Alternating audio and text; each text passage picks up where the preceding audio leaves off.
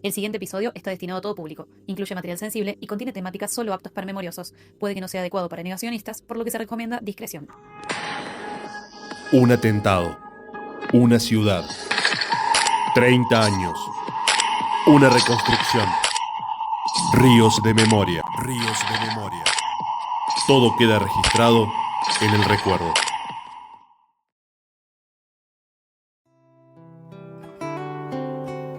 Episodio 1. La reconstrucción de una institución centenaria. El Instituto Jesús, María y José. En los planos fundacionales del pueblo, aquellos que el gobierno provincial aprobó en el año 1913, figuraba la donación de una manzana en el hoy Barrio Norte destinada para una iglesia y otra manzana vecina para una plaza pública. Con los años, la que tenía por fin ser plaza se transformó en escuela, la que hoy conocemos como la Escuela Manuel Belgrano, y en su manzana vecina se creó un parque infantil que duró menos de 10 años y que terminó siendo loteado y ocupado por viviendas. Pero en aquellos años 20 no existía aún ni esa escuela ni ese parque, y doña Zoila, fiel religiosa y muy vinculada con las congregaciones de monjas, donó otra manzana de ese sector para que allí se construyera un colegio católico para señoritas. Fue en el año 24, cuando ya estaban las dos escuelas públicas funcionando, la Fiscal y la Laínez, que comenzó la construcción del Instituto Jesús, María y José.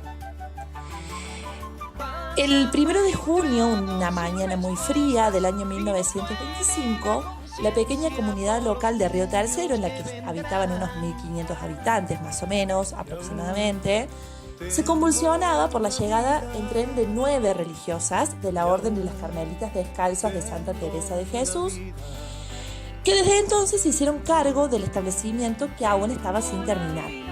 A las 2 semanas comenzaron las clases, 50 niñas inscritas en ese edificio aún sin terminar, y en el año 28 ya estaba impartiendo clases en los 6 grados del ciclo primario. En esta oportunidad conversamos con la superiora de la casa, la hermana María Lombardo, para que nos cuente cómo vivió el Instituto Jesús, María y José las 2 jornadas de explosiones de aquel trágico 1925, pero particularmente le consultamos acerca de cómo se reconstruyó una institución tan grande, tan peculiar, hoy una institución centenaria, debido a que en este año 2025 la escuela está celebrando su centenario. Estaba la hermana Olga, que era la superiora y la representante legal. Estaba yo, que era la directora del secundario. Estaba en el primario, me parece que estaba todavía Betty y Dorita, que eran las que estaban. Bueno, pero yo estaba, fue de mañana, fue a las 9 de la mañana. Al frente del colegio había un colectivo parado porque esa mañana un grupo, no me acuerdo si era de tercero o cuarto año, habían pedido para ir a visitar fábrica militar. Así que justo estaba a las 9 menos 5, 9 de la mañana, que fue a la hora de las explosiones, estaba el colectivo parado ahí. No te puedo creer que justo iban a ir a la fábrica militar. Ahí van a ir a la fábrica militar. Bueno, la cosa es que yo me asomo, un hongo grandísimo, tremendo, pero antes de llegar acá estaba yo allá en lo que ahora era sala de música, al lado del salón grande. Ahí estaba la sede de inspección con María del Carmen Santa. Yo estaba presentando unas cosas que ella me pedía y empezamos a sentir cosas, empezamos a sentir ruido, el perro que ladraba, esto, lo otro, ruido, bomba, por todos lados. Entonces salimos corriendo, y cuando salimos para acá, por arriba se veía el hongo grande. Y entonces empezaron a gritar, los autos que pasaban y volaban, venían a buscar a algunos chicos y decían, ¿cómo es? Los polvorines, ni sabíamos lo que eran los polvorines. No sabíamos, yo no tenía la mínima idea. Los polvorines de fábrica militar, bueno, la cosa es que gritaban. Y después María del Carmen salió, no, María del Carmen, no vayas para allá. Le digo, ¿por qué es peor? Tengo que ir a ver que está mi papá solo. Así que se iba para la calle Libertad, ¿te imaginas que volaban? No. Bueno, la cosa, entonces empezaron, ¿qué? Los padres venían, sacaba un chico, sacaba el otro, sacaba, para esto ya volaban cosas. Y bueno, yo tuve que estar en el colegio sí o sí, porque tenía que cuidar que no se me fueran solos. Pero yo les decía, no vayan para allá, no vayan, pero se me ven un montón de padres estaban en fábrica militar, de las chicas, de los chicos, porque ya había varones. Y bueno, después ya cuando fueron quedando poquitos y demás, nosotros nos fuimos con poquitas chicas que quedaban, salimos camino a Tancacha, salimos para allá. Pero cuando yo llegué a un espacio por ahí cerca, claro, acá estaba la hermana Olga y había 2 o 3 hermanas mayores. Estaba una viejita, la hermana Margarita Bacheto, que se le vino el ventanal encima, la cortó un poquito, no mucho, poquito nomás. Había 3 postradas. Estaba la Margarita, que no estaba postrada, pero no podía andar casi. Estaba la hermana Micaela Ripanti, Catalina, la hermana Catalina. Bueno, la cosa es que éramos como 5, estábamos acá. Aparte, la hermana Olga tenía, es madrina, encargada, una chica que habíamos criado nosotras en el hogar. La hermana, con ella, y algunas de las hermanas y demás, partieron. Estaba mi papá postrado. Dijimos, bueno, con todos estos postrados, vemos, va y viene con el auto. Y entonces me dice, ¿vos te animás a ir en la moto? Me dice la hermana. Le digo, sí, pero yo me animo en cualquier lado a ir, pero no sé, le digo, cómo nos va a ir. Así que el marido de la chica me llevó en la moto. No sabe. Era una de pasar, de venir, de gritar, de llevar, de traer por los campos, la gente cruzando. Bueno, era un desastre. Eso fue el 3. Ya la segunda vez fue peor. Pero así fue. Y al volver, la primera vez que volvimos nos prometieron de que no, que ya no iba a haber más nada, no, que nos quedáramos tranquilos, que qué sé yo, que retomáramos las clases. ¿Y el edificio estaba...? El edificio estaba destruido en el sentido de que los vidrios, claro, no, estaba hecho a pedazos casi todo, y acá que hay vidriería por todos lados, sí. Así que estaba todo roto, la capilla, todos esos vitrales, sí. Especies de vitrales que no son vitrales, pero esos vidrios de color, sí. Fue lo último que arreglaron porque empezaron a recoger de las casas que tenían vidrios de color y que los tenían que sacar también. Sí. Recogieron todo lo que pudieron y arreglaron, los chicos de 13K nos arreglaron ahí los vitrales y demás.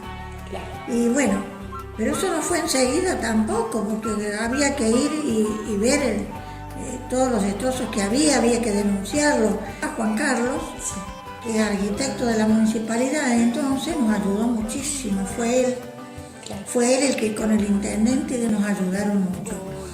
Pero para llegar a esa instancia había que pasar antes por la gente que venía del Ministerio de la Nación, porque esto era destrozo de la Nación, claro, era de Menem. Exactamente. Eso es lo que nos dijeron siempre. Exacto. Entonces había que pasar por ahí.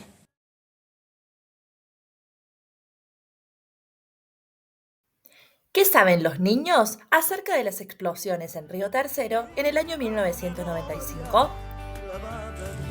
Un hombre le dijo a muchas personas que fueran a la fábrica militar para tirar bombas.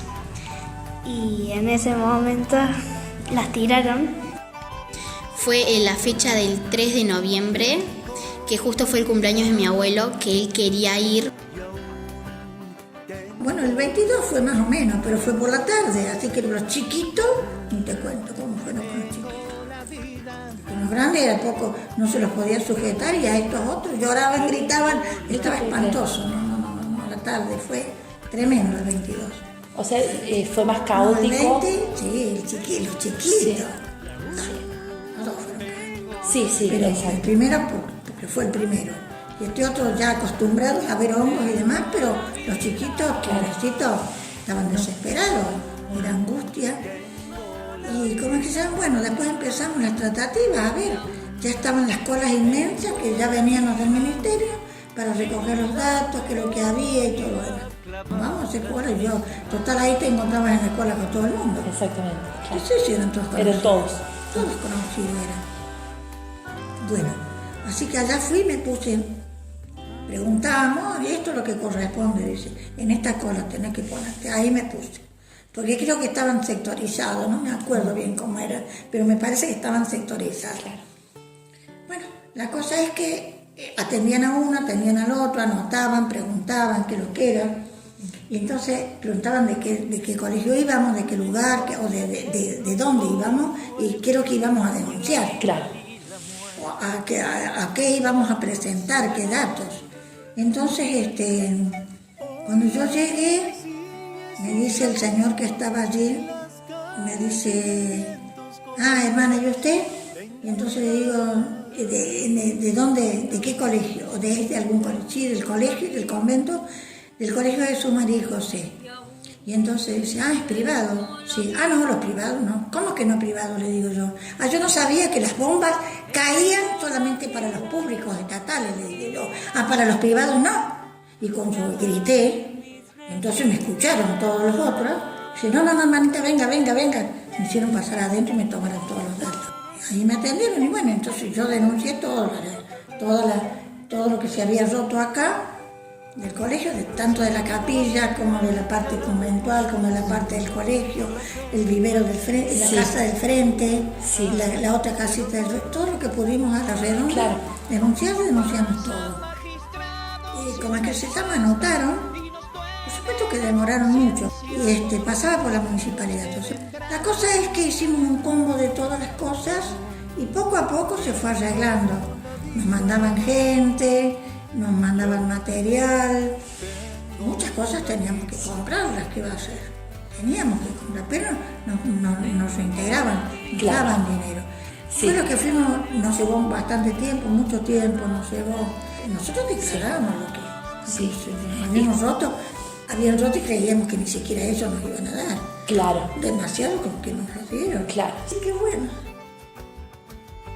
Hola, yo soy la hija de Gustavo Lambertucci y mi papá le contó a mis hermanos y mis hermanos me contaron a mí lo que pasó en las explosiones. Bueno, mi papá estaba trabajando y salió en su auto porque ya había terminado su horario de trabajo. Y cuando ve todo fuego y se sintió dice que sintió un susto porque se escuchó como una explosión muy fuerte y él trabajaba cerca de la policía, al frente de la policía. Entonces salió para donde estaba justamente la fábrica militar para ir a ayudar a personas.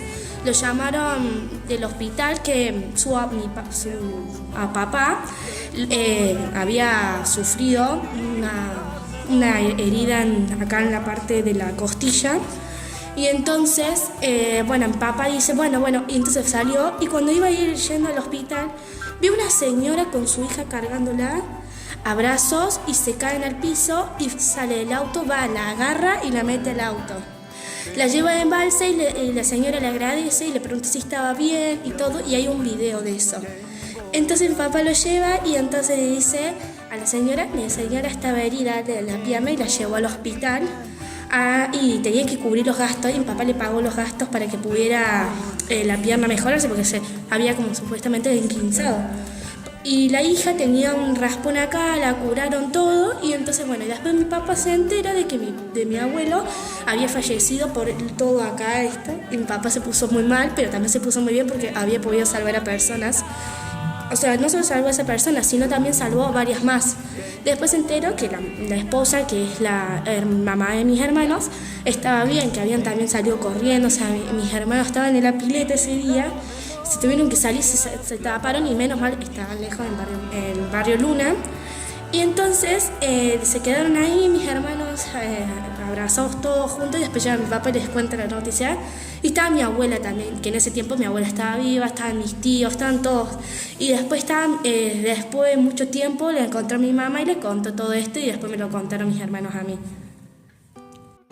Cuando los chicos vuelven, los chicos del secundario, del primario, cuando vuelven después de la primera explosión. Poquito y nada. Nada. Poquito y nada. Porque nosotros esperábamos volver a la normalidad. Claro. Y a los poquitos días vuelve a explotar. ¿Qué? No. Y ahí No, hasta, no, el, no. hasta el próximo año ya no. No, y ahí teníamos asambleas y reuniones casi todos los días. Para juntarnos, para decir qué hacíamos, cómo hacíamos, de qué manera, cómo se decía, cómo se reclamaba, cómo volvíamos, de qué manera, cómo los chicos. Asamblea entre los docentes, ustedes, Sí, claro, sí, claro. Sí. Claro, sí. Así que bueno, pues nos tocó una época brava ese tiempo. Sí. Pero bueno, después pues ya para al año siguiente, como el COVID ahora, Sí. para el año siguiente ya más o menos se volvió a la normalidad, reconstruido, pero por acá estaba todo, nosotros teníamos bombas acá en el patio nuestro, todo acá adelante, acá teníamos unas cuantas bombas, este patio de acá atrás teníamos bombas que tenían que venir a desactivar. Qué miedo tener todo eso alrededor de uno. Entonces, sí. Y decir que uno no tenía mucha conciencia tampoco de Es todo que esto. era no saber, porque no sabías qué había pasado, Sí, Así sí. que mira, Georgina, fueron una época, bueno, después nos unió mucho todo esto. Pero claro, quedó mucho dolor, mucho rencor, mucho odio, ¿no? Gente que, ¿no? Sí, exacto. Falta de perdón, falta de qué. Y uno decía cómo se trabaja todo esto, ¿no? Fue el 3 de noviembre de 1995 y que todavía quedan bombas en Río Tercero dispersidas por barrios. Y que también algunas casas que están cerca del barrio quedaron solo los cimientos. Bueno, mi mamá estaba haciendo gimnasia y tenis y los tuvo que dejar porque estaban las bombas y todo eso y no había lugar para hacerlo.